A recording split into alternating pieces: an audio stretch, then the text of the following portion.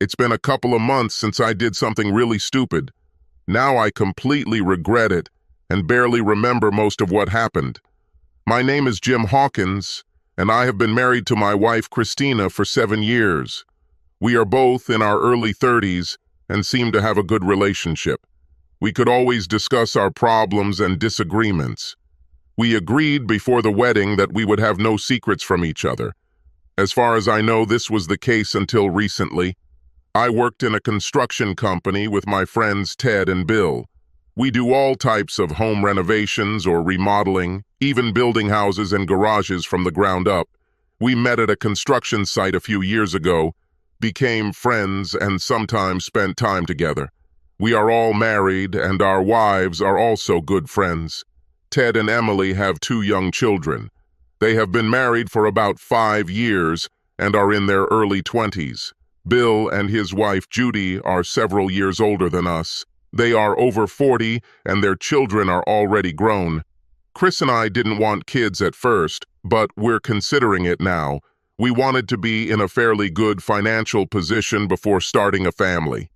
Chris has 2 older married sisters who, along with her mother, constantly ask when she will start having children. We told them we were considering this possibility now that we were financially secure.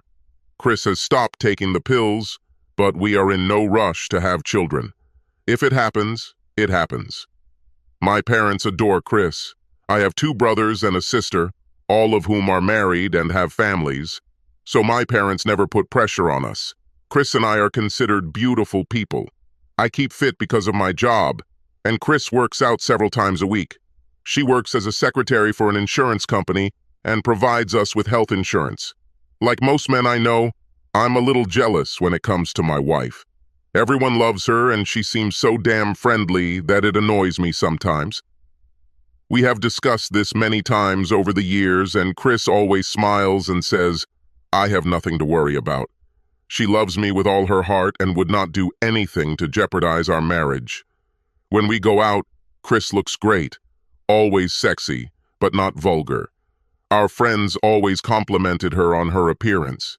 Emily and Judy always looked good too. I remember Bill once said, "We really are 3 lucky people. We all have beautiful wives that any man would be proud of." I remember Chris smiling after Bill said that. One time at a party, I remember Bill saying to Ted and me, "If I ever switched wives with anyone, I would want it to be one of you." We laughed about it because Bill drank a lot and often joked about our wives. I have to admit, I didn't think much about it, but somewhere it bothered me, knowing what other men were saying about my wife. I mentioned this to Chris one day and she laughed. "Honey, that's just Bill, you know that." The 6 of us spent a lot of time together. We all went out together and had family picnics often over the last 5 years that we worked together. Honestly, I think we all talked about each other and our wives, and they about us. But as far as I know, no one took it as more than a compliment or a joke in passing. During one of our crazy conversations, Judy said that Chris told them how good I was in bed. I have to admit, this confused me. Later, when I asked Chris what she told them, she simply said it was girl talk. She said I was a good lover and fantastic in certain ways. I said, "That explains why Emily sticks her tongue out at me a lot." Chris just laughed. That night, when we were in bed, I asked what they were talking about their husbands. "Jim, this is women's talk. I shouldn't tell you what they say. Please, just one thing about Tim and Bill. I promise not to tell anyone. I'll give you the best I can offer if you tell me. Promise me you won't tell Tim or Bill anything. Emily says Tim doesn't do to her what you do to me. She said he's willing to make love at least twice every time. Maybe I should show her how it feels." I laughed. "If you do that, you're dead," she replied with a laugh. "What about Bill? You didn't tell me what Judy said about Bill." Okay. She said Bill was really big. Not so long, but thick. Now will you get down to business, please?" I think deep down I remember all the little things we talked about. I have to admit, knowing that our wives were talking about us, it bothered me a little, but I tried not to think about it. It made me look at my friends differently when we were all together. I think it was just the way we all looked at each other. I kept telling myself that I needed to grow up and stop being such a teenager. I had a beautiful wife who I loved with all my heart and friends who were close, almost like family. Sometimes, maybe once a month, I would go out with the guys, and at other times, the girls would get together. It was just before Thanksgiving when Ted, Bill, and I went to a football game. We drank beer and had a blast after our team's victory. We decided to go to the bar after the match and continue the party.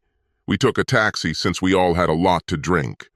After a couple of cocktails, Ted told us he needed to go home. Bill called him henpecked, and we all laughed. A little about Bill.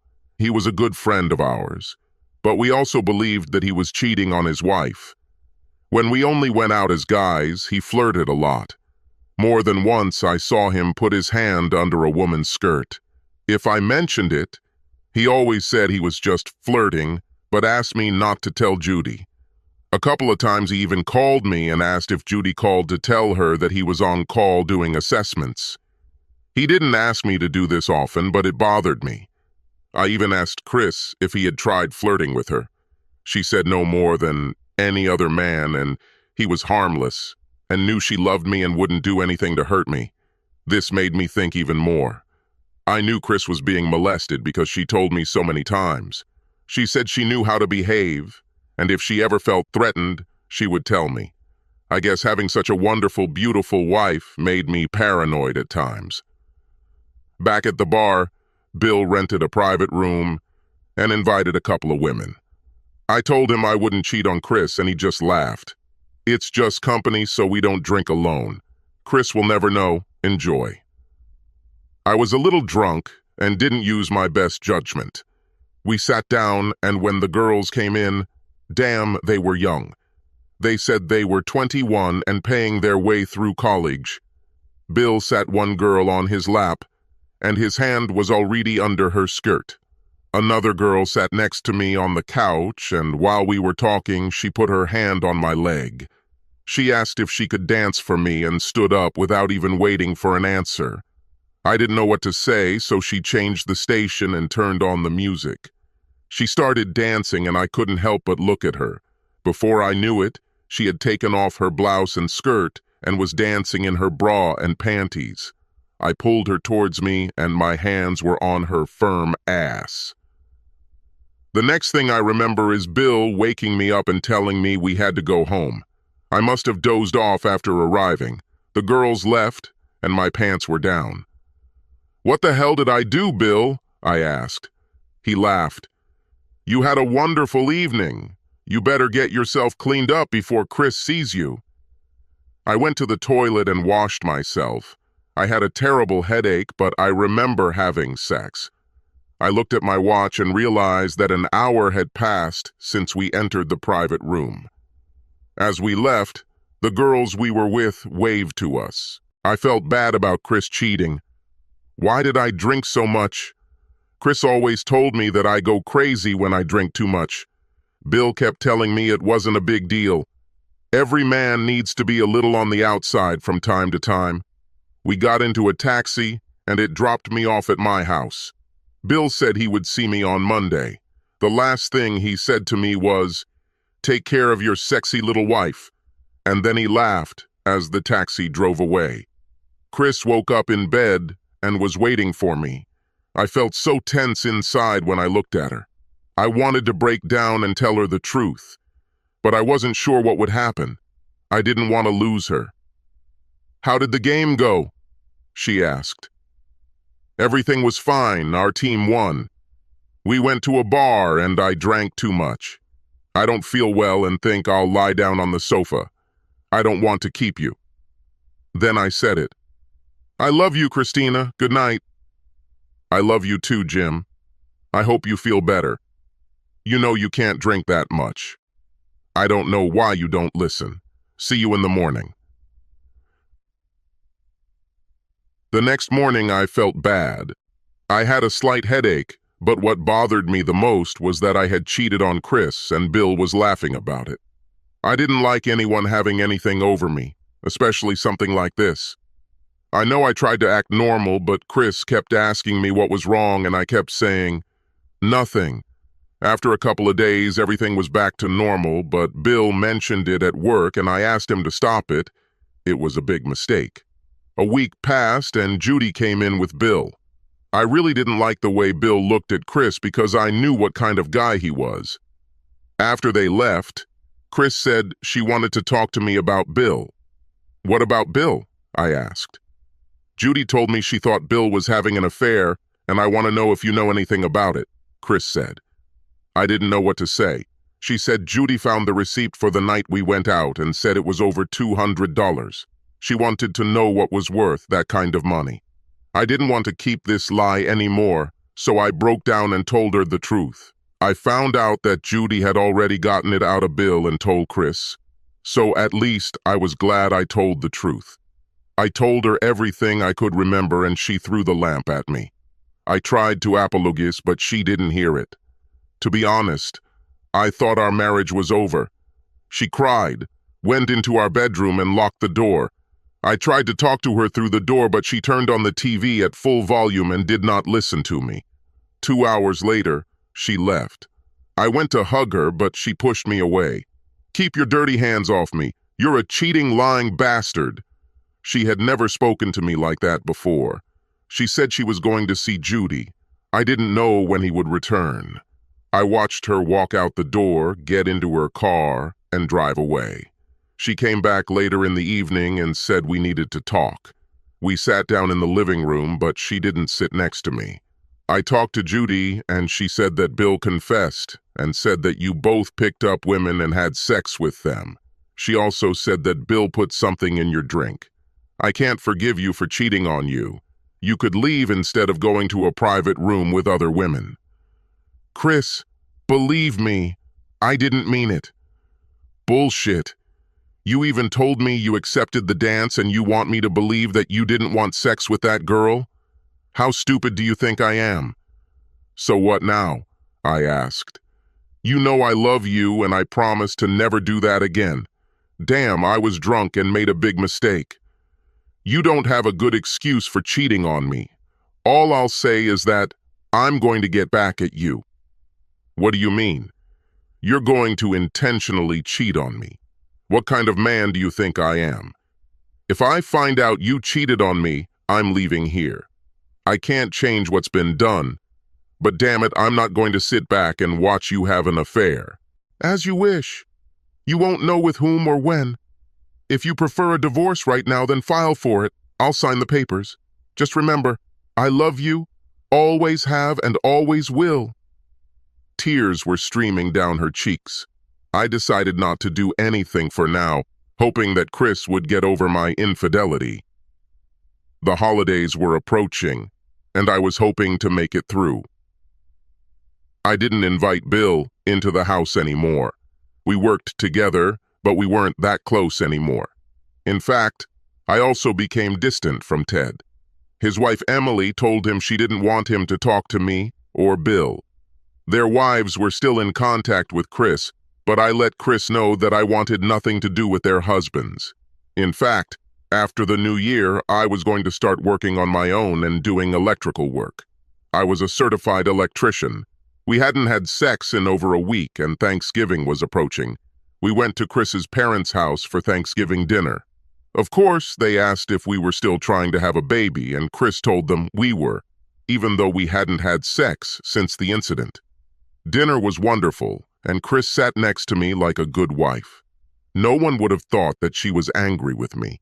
After dinner, she even sat on my lap while we were watching a football game. She even leaned over and kissed me. We even made love that night. We slept together, but she wore flannel pajamas and didn't even cuddle with me. When we got home, I put the leftover food my parents gave us in the refrigerator. She went to get ready for bed. When I walked into the bedroom, she was wearing a sheer red nightgown. "I need you to make love to me," she said. I didn't have to be asked twice. After that night, everything seemed better. We went Christmas shopping, which I hated doing, but I really tried. I told her how happy I was that she gave up the idea of revenge. She looked at me and said, Who said I gave up on this idea? You should feel what I felt when I found out that you cheated on me and slept with another woman. I was speechless. I told her again that I was sorry and there was nothing I could do about it. I also repeated to her that if she cheated on me, I would have no choice but to leave her. Do what you have to. There's nothing more to say, she told me. The next week, she said she was going to her company's office party and asked if I wanted to go. Although I would have preferred to stay at home, I went with her.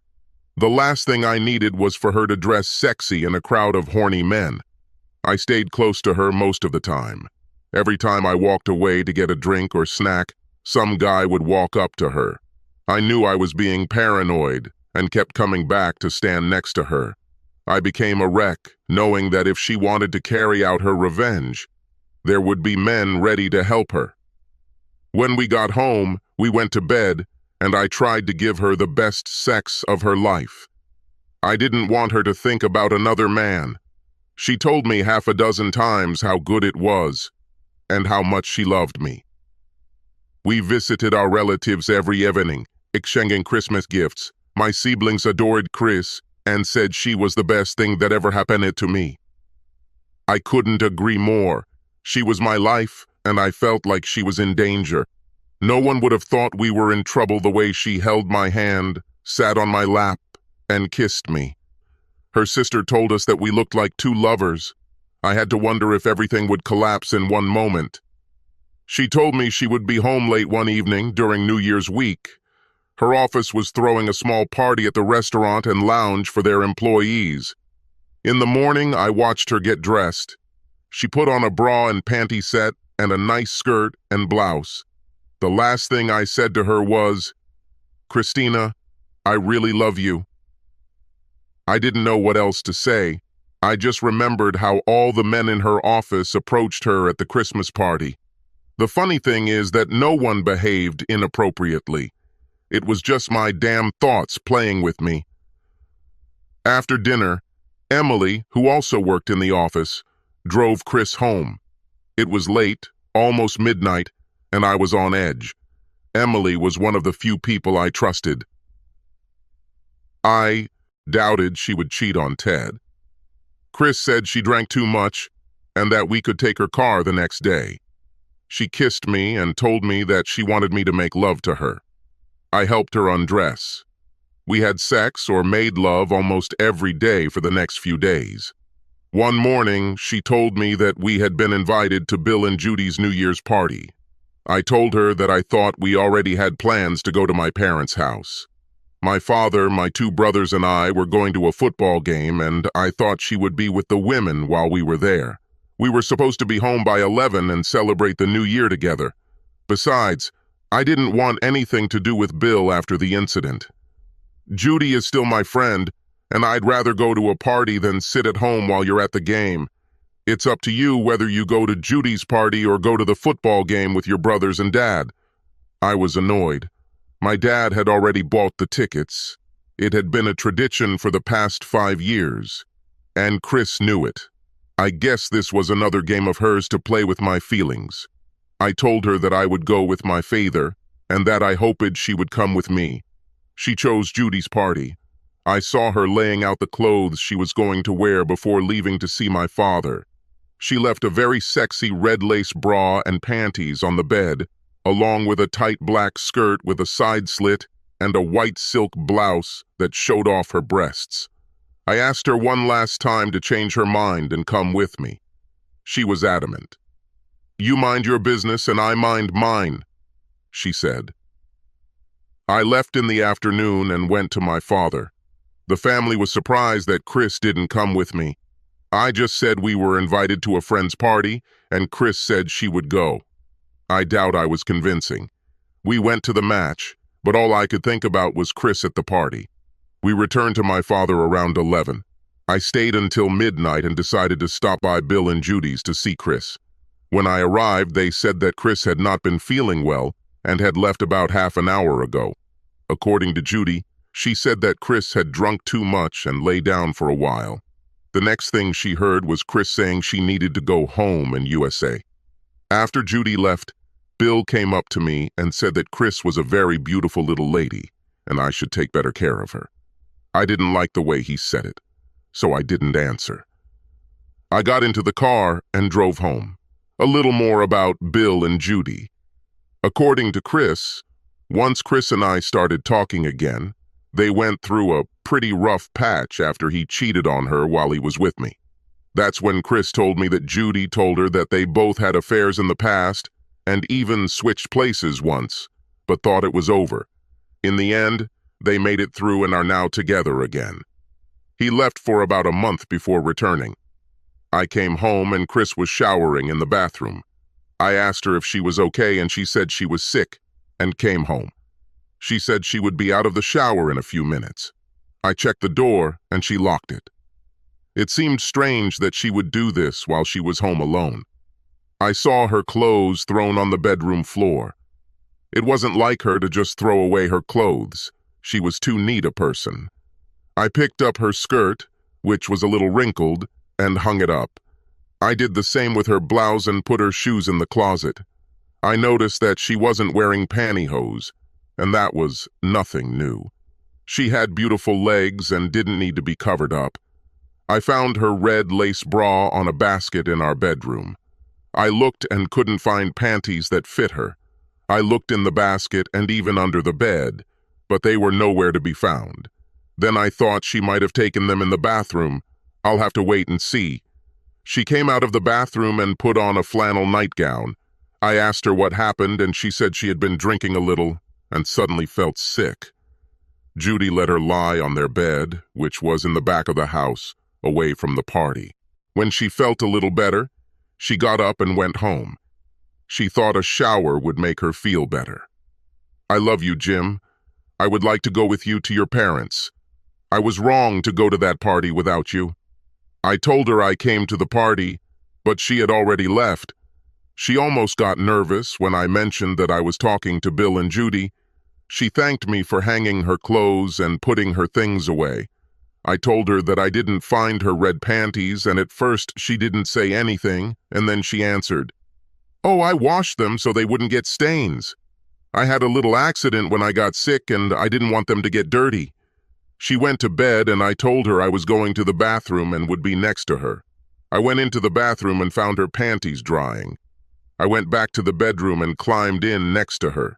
I kissed her and told her that I wanted to make love to her. I missed her so much. She didn't even let me touch her lower body. She said maybe tomorrow, but right now her stomach was still bothering her. I pressed myself against her, but felt that something was wrong. I had difficulty falling asleep. We started every new year with lovemaking.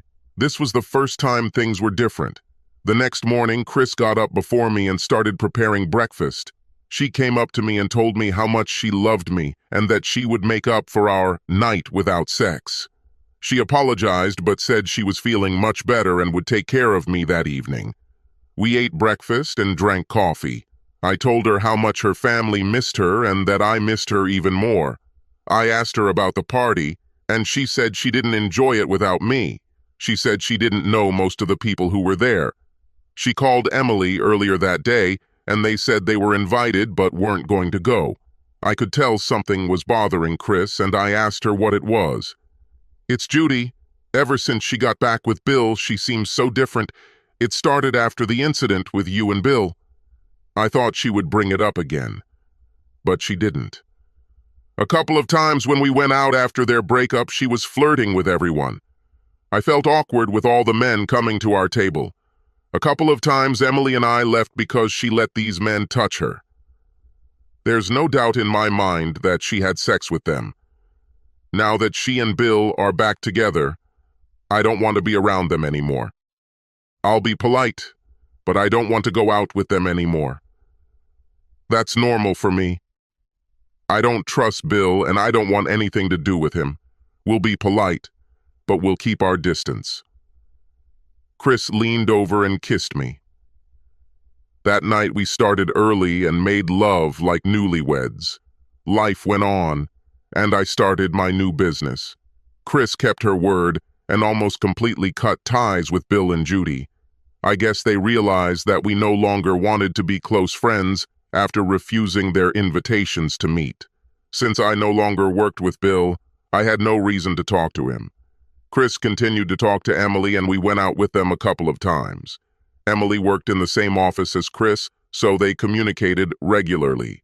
From Chris's side, everything looked a little different. Jim and I had a good marriage. We rarely hid anything from each other. I was really hurt when he picked up some young woman and slept with her. I don't know if it would have made a difference if he had told me the truth right away, but it hurt me. I hated hearing it from Judy for the first time. We were friends with Emily and Ted. Emily worked with me at the insurance company, and Ted worked with Jim. Emily kept Ted at bay. They had 2 small children and spent a lot of time together. I often thought about having children and starting a family like Ted and Emily.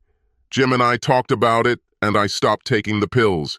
My parents always asked me when we would start a family. They were happy to know that we were really trying. Our other friends were Bill and Judy. Bill worked with Jim, and Judy worked in retail. We were close friends, but the relationship changed.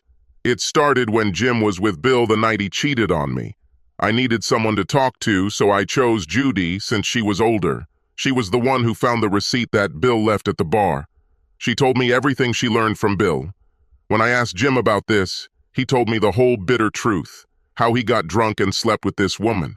I didn't know what to do. I thought about leaving, but the problem was that I loved him. I decided to talk to Judy about cheating, given that her husband also cheated.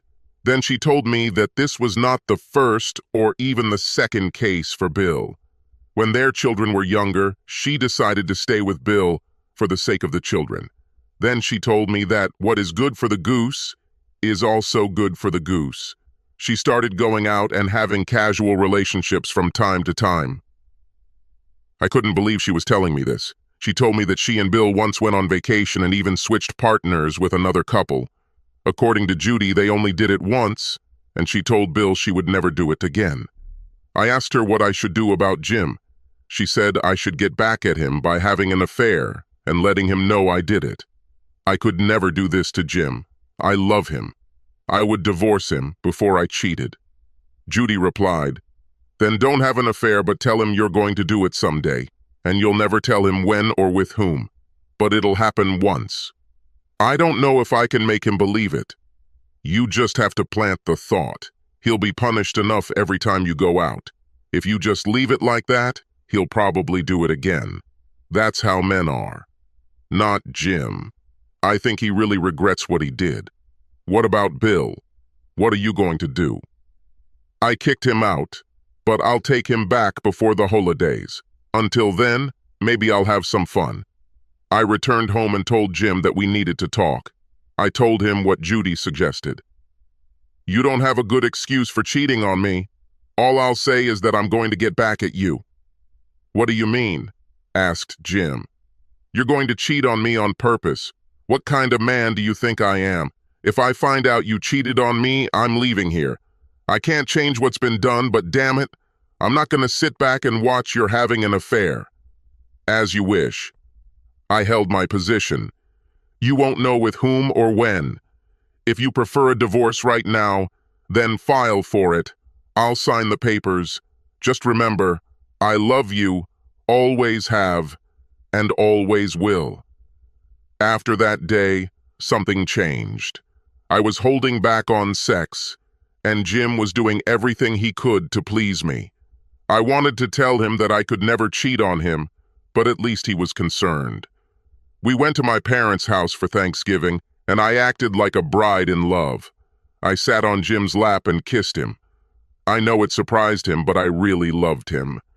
That night when we returned home, we made love. It felt so good to make love to him again. We got through the holidays, and he hinted that he was glad I didn't take revenge on him. I think that made me a little angry, and I told him I never said I wasn't going to do it. He will never know when or with whom. The truth is that I never intended to cheat on him. I loved him too much. When I went out with the girls a couple of times, I did dance with some guys, but it didn't go any further. Judy allowed men to touch her and God knows what else, but I waited until I got home and enjoyed my husband. We went to my company's Christmas party, and Jim didn't leave my side. He was almost too protective, but I liked that he cared. I went to the company's New Year's party and exaggerated its importance, but it wasn't that big of a deal. I gave the senior bosses a kiss on the cheek on New Year's Day, and that was it. But I made a big deal out of it for Jim. Sex with him that night was wonderful. This brings us to New Year's Eve. We received an invitation to Judy and Bill's party. These were many of their old friends. I was angry at Jim for choosing to go to a stupid football game instead of being with me. Now, I understand how stupid that was. He got together with his father and brothers for a match once a year, and I made him choose. I went to the party and was met by Judy and Bill. I really didn't like the way Bill looked at me. They introduced me to some of their friends who were older than me. I really felt out of place, but I found people I could talk to. Judy told me that Emily and Ted were coming, but when I called Emily, she said, she told Judy they weren't coming. Bill brought me another drink and I drank it. After about 20 minutes, I began to feel ill and dizzy. I mentioned this to Judy and she took me to their bedroom at the back of the house where I could rest for a while without interruption. She said they had a private bathroom if I got sick. I lay down on the bed and immediately passed out. I started dreaming about Jim. It seemed so real. My blouse was unbuttoned and my lace bra came off. It was so nice. The next thing I remember is Jim lifting my side-slit skirt and removing my red lace panties. I woke up and it wasn't a dream. "No, Bill, no! What are you doing? I don't want to have sex with you." He laughed. "Bullshit. I know you wanted this as soon as Judy told you about me." "Please don't do this, Bill. I don't want to have sex with you. I love my husband. I heard you tell him that you were going to sleep with someone, but you wouldn't tell him when or with whom. Please, Bill, don't do this. I didn't mean to cheat on Jim. I just wanted him to think that way." "It's late, honey," he said. This lasted about 10 minutes. Then I thought about the fact that I don't take pills. God, I hoped I wouldn't get pregnant from Bill. What would I do then? He left the room and I went to the bathroom to clean myself up. I dressed as best I could and left the room. I saw Judy and told her I was going home. She said she hoped I would get better and wished me a happy new year. I'm absolutely sure she didn't know what Bill did. After arriving home, I jumped into the shower to wash away the dirty feeling. I washed my lace panties with soap and detergent. I couldn't tell Jim what happened. I knew he would take his gun and kill Bill. I heard Jim knock on the bathroom door and ask if I was okay. I told him I had an upset stomach, which was not a lie. My insides were boiling with fear because of what had happened. We always started every new year by making love, but on this night I couldn't let that happen. I put on my flannel pajamas and told him I felt bad and promised to make it up to him. I got up early the next morning and made us breakfast, trying to be a loving and caring wife all day. We visited my parents early in the morning but returned home and made love for several hours. I just hoped Jim wouldn't notice or feel anything unusual when we made love. I even thought about taking the morning after pill, but I needed a prescription and I couldn't explain it to Jim since we were trying to conceive. I decided that I would just take the risk. I also talked to Jim about no longer keeping close ties with Judy and Bill. After my explanation, he agreed with me. Things between Jim and I were good. We visited relatives and other friends. Jim started his own construction business, and he kept regular hours. It was late February when I told him that I had missed my second period. We went to the doctor together in March and found out that I'd been pregnant for a couple of months. Jim was so happy to be a father. Needless to say, I prayed that the child would be his and be like him. At the 5th month, we were told it would be a girl, and we decided to name her Sarah after Jim's grandmother. My parents were so happy for us, as were Jim's parents. Word spread and Judy called me to congratulate me. I told her I was pregnant and Jim and I were both happy. She congratulated us on becoming parents. I'm absolutely sure Bill didn't tell her, but I would deny it if it ever came up. When it was time to give birth, Jim was with me. He was in the delivery room and even cut the umbilical cord. She was such a beautiful girl. Everyone said she looked like me, including Jim. They carried out a DNA test, which they say is now mandatory. I had a copy of Jim's DNA from when he was injured a couple of years ago. When I visited the doctor, I asked him to explain the DNA results to me. He looked at me with surprise at first as he examined the two DNA results. He then explained what this meant. He said there was a 99.9999% match that this man was the father. I started crying and he told me the baby was fine. I have a healthy girl. Our lives changed completely after Sarah was born. I took maternity leave. I cooked dinner every night for Jim when he got home. He was a wonderful father and always held our daughter in his arms. We took turns changing her diapers and feeding her. He even said that maybe we should try getting a sibling for Sarah. We made love regularly and did not use any contraception. I told Jim that if I got pregnant again, I wanted to be a housewife. He agreed that he would like that too. One day, he came home from work and looked worried. I asked him what was going on, and he said he had taken over the electrical work and then found out that Bill would be doing the roofing on a 5-story apartment building. Jim said, "I just don't like or trust this guy, but this job brings in a lot of money. It annoys me when he talks about you and says that he and Judy would like to hang out with us again. Then he keeps asking about Sarah and how she's doing." I was worried that Bill might start some trouble and decided that I would deny everything he said. It will be my word against his. A couple of days later, I received a call from Jim. "What happened, dear?" I asked. He rarely called me first in the morning. "It's Bill. He fell off the roof and fell 5 stories to the ground. He was taken to the hospital, but the paramedics said he probably wouldn't survive. He was unconscious when they took him away." "Oh God, maybe I should go to the hospital and be there for Judy. Are you okay?" I asked. "Yes, I'm fine, but I saw him slip on roofing materials and fall. He never wore a safety belt like he should. He was warned about this more than once, but he rarely followed safety rules. He considered himself too macho." "Who else was on the roof at that moment?" I asked. "Ted and another guy had just left the roof to get some supplies. It was just Bill and I on the roof. I was the only witness to his fall." I explained this to company security and the police. They asked what I was doing there, how there was no need for electrical work on the roof. I told them that Bill was an old friend of mine and that I had brought him a safety belt and gear, but he refused to accept it. I acted like a good friend and sat next to Judy at the funeral. She thanked us for our support during her difficult time. Since then, she has continued to live her life. Jim and I don't talk about Bill's death or my claim of revenge. He never asks me if it's over. All I know is this one secret that I will take with me to the grave. We recently found out a surprise and I'm pregnant again. I decided to become a housewife and mother. Life is good for us. I sometimes have to wonder if Jim had something to do with Bill's downfall. Just one evening, he was playing with Sarah and hugging her.